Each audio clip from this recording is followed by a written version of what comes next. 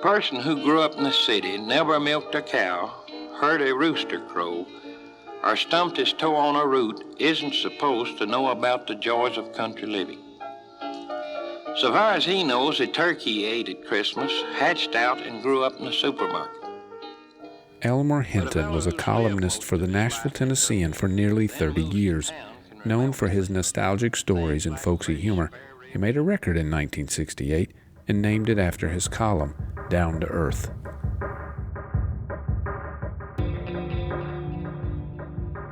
The fact that there were more deaths of African Americans and white people is because the Jim Crow car was located in the most dangerous spot on the train. Betsy Thorpe has researched and written extensively about the 1918 train wreck at Dutchman's Curve. After 100 years, the head-on collision of two passenger trains in West Nashville remains the deadliest in U.S. history. You'll hear these stories and a lot more on this episode of Nashville Retrospect.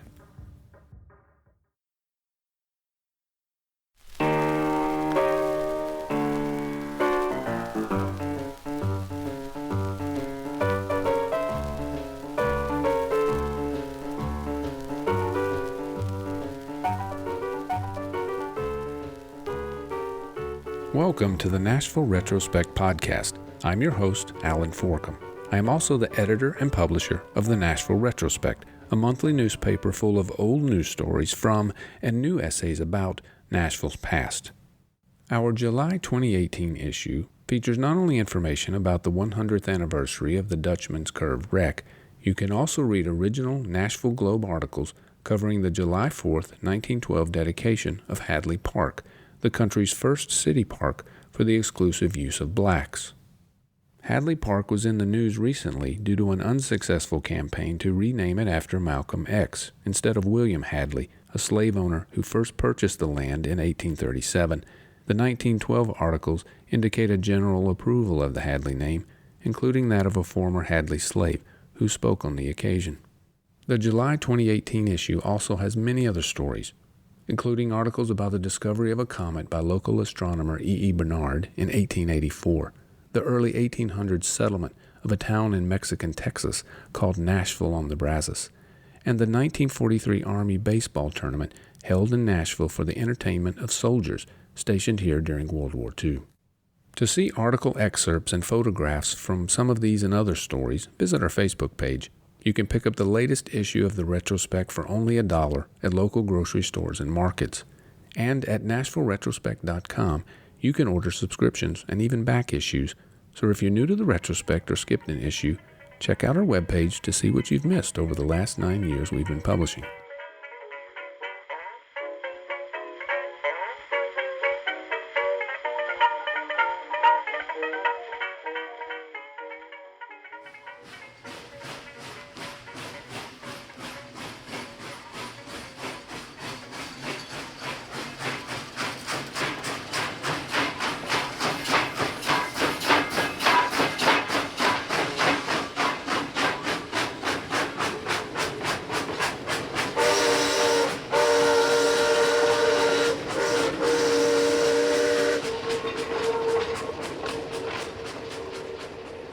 On the morning of July 9th, 1918, a Nashville, Chattanooga, and St. Louis passenger train steamed out of Union Station, bound for Memphis.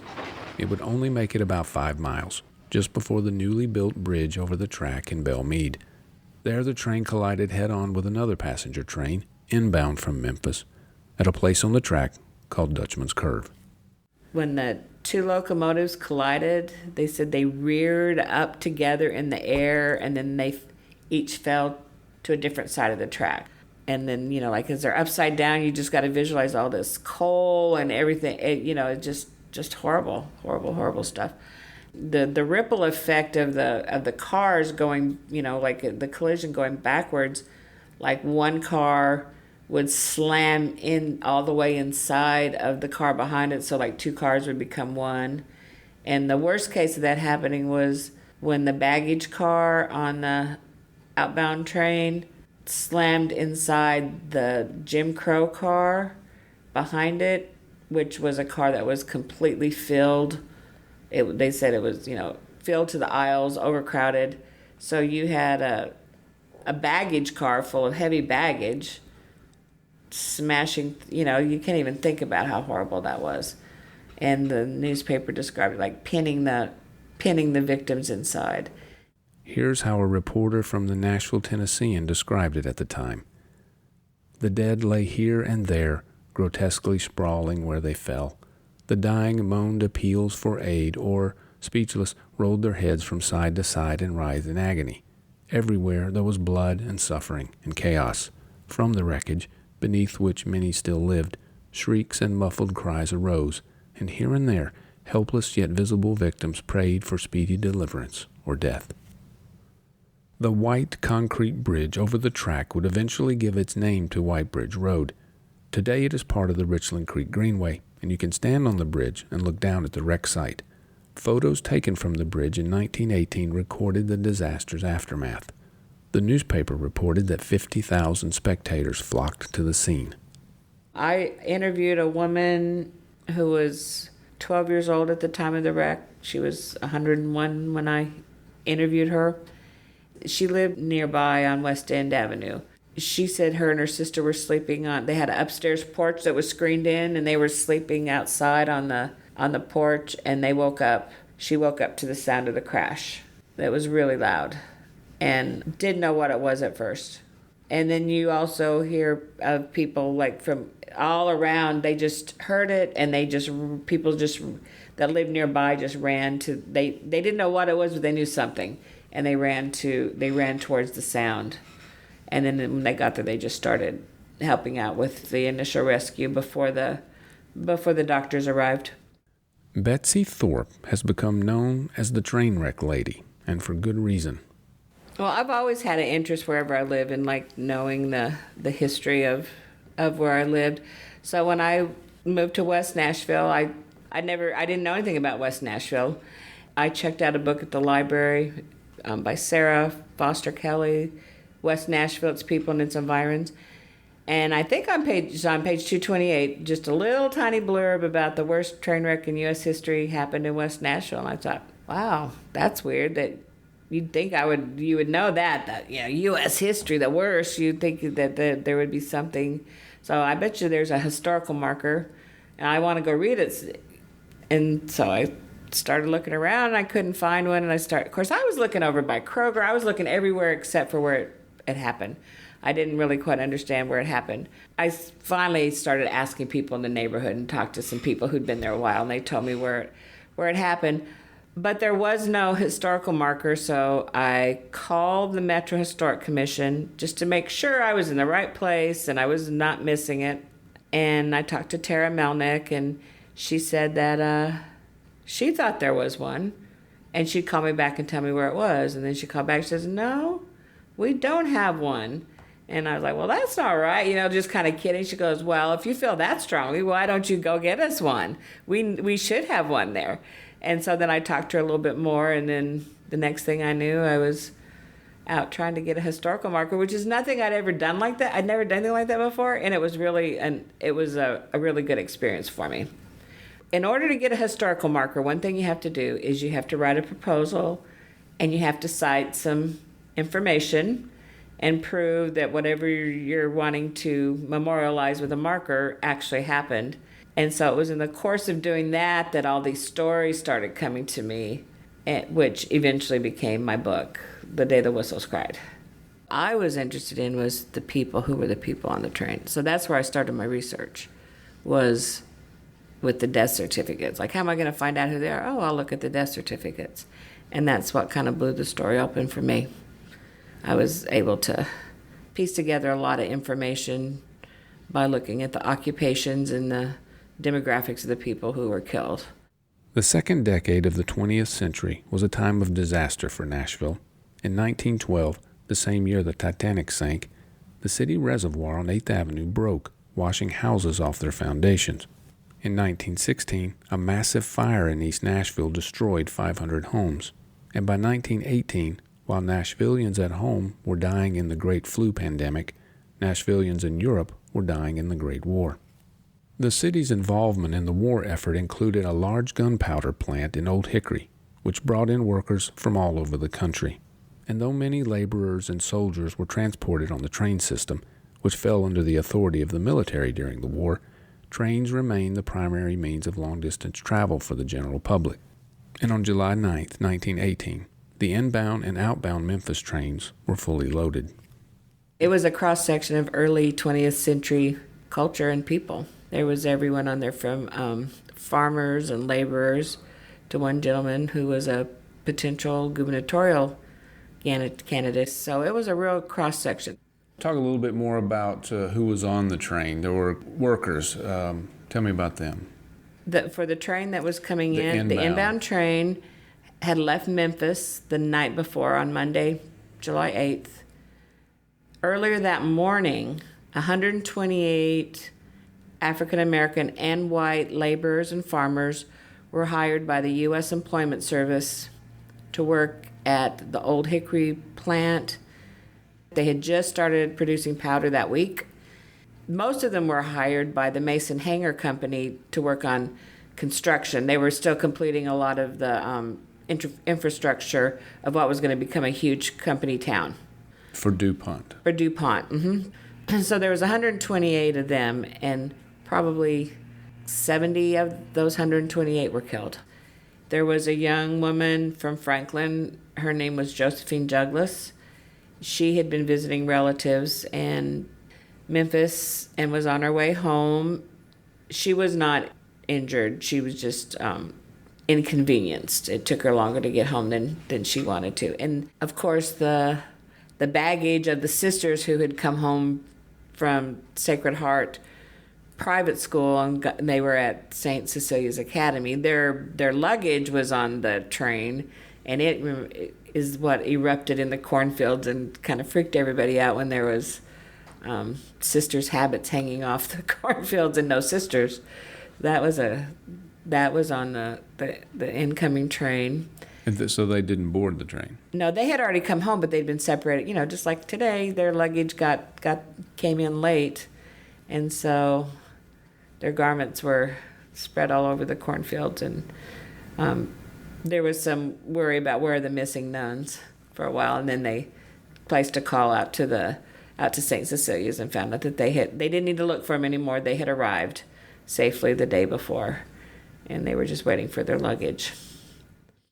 And then there's William Lloyd, who was the engineer who was reportedly supposed to retire after he turned his train in that day. Literally retiring that night? Or is that sounds like lore to me. It does sound like lore, but it's in the paper, so it's the information we have. My opinion is that people were writing about the train wreck, because it was reported in 1918 that it was his last day.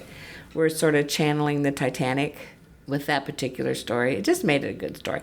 And it could very well be. He was only 63. Other people on the railroad were still working in their 70s. So I don't know if that's true or not, but it made a good story. And he lived in East Nashville at like 44 Russell Street. And his house was right in the path of the East Nashville fire, but didn't burn. But it was in that area where the fire happened. Wow, so he survived the one disaster only to succumb to the other, yes. Yeah. And then on the train that was leaving Nashville, it was a local train, so it was going to be making a lot of stops. There were people who were going to go get off in, like somewhere near Pegram or someplace and go fishing. And there were housekeepers this was on a Tuesday morning, and what I have learned was that Tuesday was, for domestic workers, that was generally their day off because they had to work weekends because families with domestic workers needed help on the weekends. So there was probably, my guess is that the domestic workers that were on board were probably going to like where their families lived in Jackson or someplace to spend the day with their families before, on their day off. I think that's probably why there were so many of those on that train. There were also some business people, like Mr. Ferris was a real well-known business. He owned a lumber yard. And again, the story that is told about him is that he was going to Memphis to pick up an order of really expensive Russian wood, hardwood, because he had a large order of caskets to make. So that was another ironic story, that where he was actually going, if that's where he was going, but that is the story. Black passengers, men, women, and children, were segregated and restricted to riding in a Jim Crow car. The car was referred to as a combination car because it was also the only place where smoking was allowed on the wooden cars. That was the car that the gentleman I spoke about earlier, Douglas Bates, who was a potential nominee for the Independent Party governor race, he was inside that car. Because even though it was the Jim Crow car, it's where white men also went to smoke. So he was inside there smoking. And there was another gentleman, John Nolan, who was just like today, you can only drive a locomotive for so long. So he was riding as an off-duty employee to bring the train back. So he was in there smoking also, and that's where he died. And there was a gentleman named George Hall who was the railroad porter, and he was inside that car, as well as a lot of other people. I think everyone, it sounds like from the reports from the newspaper, everyone in that car died. The fact that there were more deaths of African Americans and white people is because the Jim Crow car was located in the most dangerous spot on the train. It was the first passenger car in line, so it was closest to the locomotive, closest to the boilers, closest to the point of impact. It was the most dangerous spot.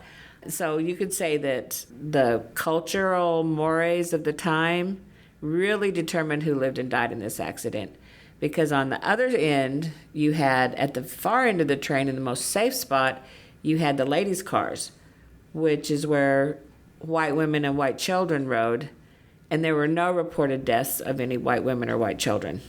So there was two kinds of there was gender segregation for white women, and then there was racial segregation for African American people, which put them at polar opposite ends of the safety spectrum and of the train. And so it really, it's really evident when you look at the statistics and see who lived and who died. I have records of 68 African Americans dying, and record of 101 people total. So that would be like a 68, basically 68%. I know it was reported it was 80%, but that doesn't exactly match my personal research. But but that's what I came up with was 68%. In our July 2010 issue, we reprinted a 1918 article about the wreck, which reported 127 deaths. Betsy wrote a new article for us then, which included information she had found, such as that all the women who died were in the Jim Crow car. But she also put the death toll at over 120. I thought it was far greater. The official total is 101. That's what the ICC reported. That's what was reported in the final tally. But when I started researching, I found death certificates for 128 people. And then I found a couple of graves for people who I couldn't find death certificates for. So that upped it to about 130 people. But then, was it you that found the document? I think you might have found the document that had the, published in 1938 that said what the railroad paid out. That matched the 101 total. So then I was like, okay, what about these other 30 people? What happened with them? And you gotta love it, like when you just find a document and you go, oh, okay. So then I was going through some papers, and it was something, I don't know when I printed it, where I printed it, because when I first started researching, I didn't know I should write on the back of everything where I got it. Now I know to do that. But anyway, so I just had this printed piece of paper, and it was a letter and it said it was a DuPont doctor regarding a gentleman named Bess Dunn who had been killed out at the train wreck he called it Dutchman's Bend, and had been listed as an unknown, but later, a couple days later, had been identified as Bess Dunn. So he was authorizing the issuance of a new death certificate for him. So I thought, oh, that's probably what happened. Some of these unidentified people were later identified and given a new death certificate. So that's how I think it was the 101. I think that is the correct total. Because if there was 130, I think they would have ended up paying out more benefits. The railroad company document recorded a disparity between the average death benefits paid to the families of black victims and those of white victims. The average African American received $1,100, which means some must have received less. And George Hall probably received more, being a railroad worker. And then the average white person received $7,000. So $1,100, $7,000. And then there was probably some people that received much more than $7,000 if that was the average.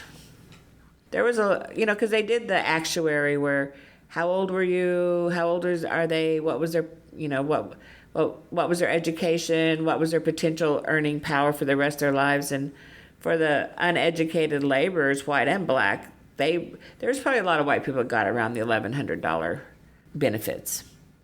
On the day of the wreck, the injured were carried to local hospitals and doctors' houses. The dead were loaded onto wagons and taken to funeral homes. It was a much different world than today. If they didn't know who people were, they just set their bodies out in the windows of the funeral homes, and people could go by and say, "Oh, he worked for me. That's so and so," or "That's my neighbor's brother," or and and people would come and look to see. Because a lot of people, people didn't have cell phones. You couldn't call home and say, "Oh, I know you thought I might be on the train, but I wasn't. I wasn't working that day," or So people did go look to see if there was people that they knew. I found there was a couple of death certificates that had multiple people, just listed, like 7 African American men, 5 African American women. Of course, they didn't say African American, but and a child, because they were so mutilated together they couldn't identify them separately. So yes, it was very gruesome. It was a very gruesome task. Debbie Oser Cox tells how her grandfather, who was a butcher, was called out to the wreck site because they thought for some reason that butchers, since they were used to dealing with, their job was bloody from animals, that it wouldn't affect them so much, but I don't think that was correct. I think it did have an effect on him. The opening words of the Nashville Tennessean article were, "Because somebody blundered."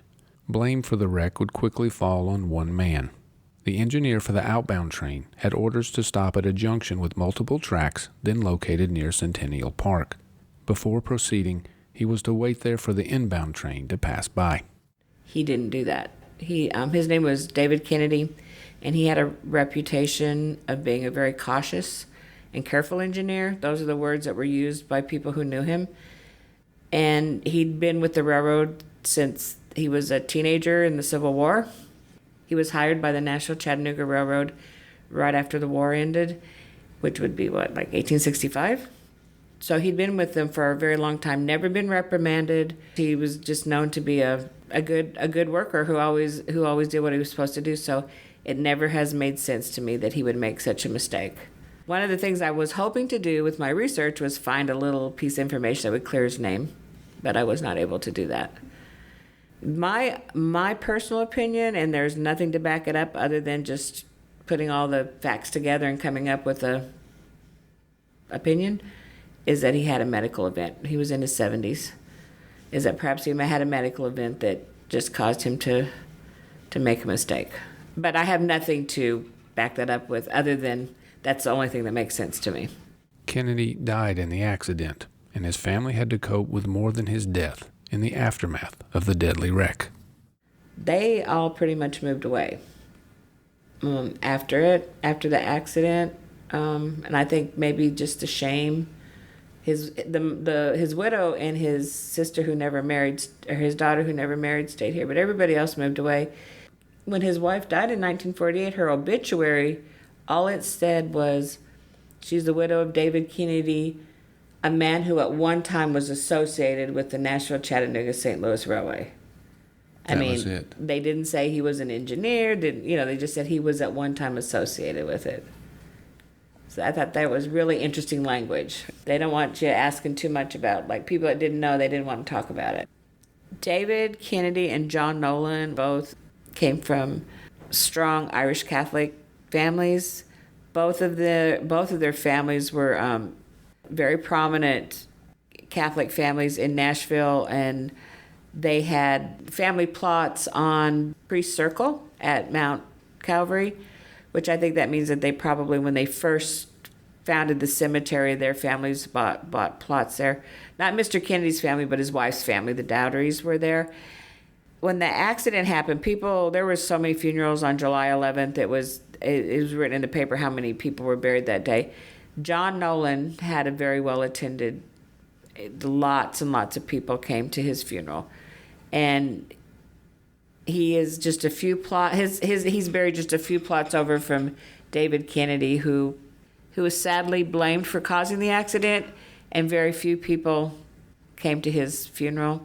So this year, 100 years later, we're going to give him a nice ceremony. A number of events are planned to mark the 100th anniversary of the tragedy, including tours on the Old Bridge and the Richland Creek Greenway. The most exciting thing to me is the number of people who are coming from all over the country who had relatives who were killed in the train wreck. I think that really speaks to the impact of a disaster, that 100 years later, family members feel like they should respond to something that happened to relatives that they never knew, and that they want to come here and they want to honor the memory of their relatives. That really speaks to the magnitude of how families were affected by this story. Our thanks to Betsy Thorpe for the interview. You can learn more about her book, The Day the Whistles Cried, at betsythorpe.com, and more about the 100th anniversary events at Dutchman's Curve on Facebook. By the way, the steam train you heard earlier is from a 1958 album called Railroad Sounds. Produced by Audio Fidelity, it is one of the first stereo records ever made. Meant to showcase stereo technology, the long-play album featured both steam and diesel locomotives, capturing what it called the sounds of a vanishing era.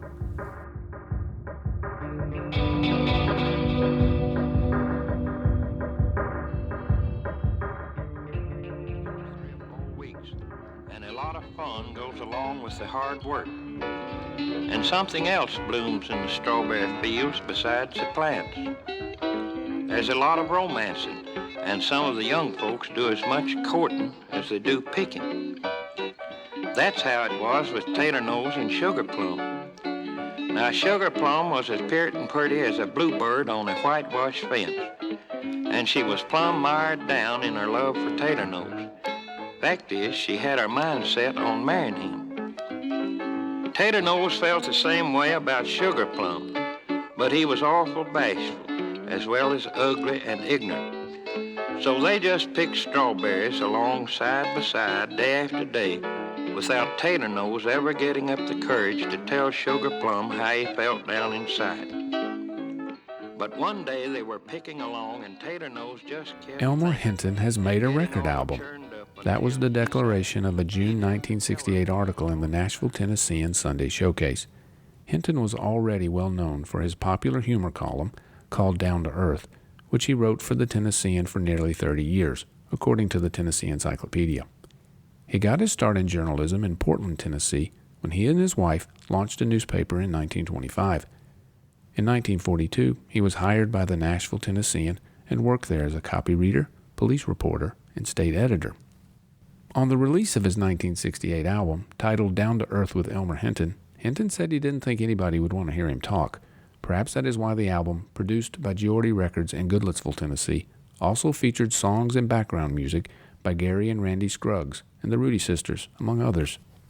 The highlight is, of course, Hinton's folksy humor and nostalgia for country life. Here is a sample track called The Unhog Business. Dear Mr. Secretary of Agriculture, I've been reading in the papers about not raising hogs and getting paid for it. Fact is, a friend of mine told me he quit raising hogs, and last year he got a check for $1,000 from your department. So I'd like to go into the not-raising hog business. But I'd like to know a few things about it before I start out. First, what is the best kind of farm not to raise hogs on? Second, what are the best kind of hogs not to raise? I wouldn't like too much getting into the business of not raising razorbacks. I don't think that would be a good breed not to raise. My notion is that Durocs and Poland Chinas would be the best kind not to raise. The hardest part about this, the way I see it, would be keeping up with how many hogs I don't raise. My friend is carried away with the business. He said he'd been raising hogs for a long time, and the most he ever made in 1 year was $400. Then last year he got $1,000 for not raising any hogs. Now another thing I want to ask you is if he got $1,000 for not raising 50 hogs, could I get $2,000 for not raising 100 hogs? I don't aim to start out on too big a scale at first. I may hold myself down to not raising 4,000 hogs. This, I figure, would make the government owe me $80,000. Another thing, these hogs I don't raise won't eat 100,000 bushels of corn. I hear you also pay farmers for not raising corn. So what I want to know is, will you pay me for not raising 100,000 bushels of corn to feed the hogs I'm not raising? One thing I'd like to do, if it ain't against the rules, I'd like to raise just a few shoats so I could have some side meat to eat on.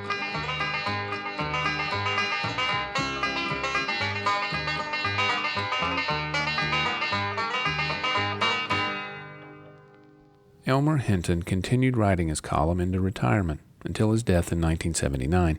Today you can visit the Elmer Hinton Memorial Library in the city of Portland, where he had also served as mayor and started the Portland Strawberry Festival.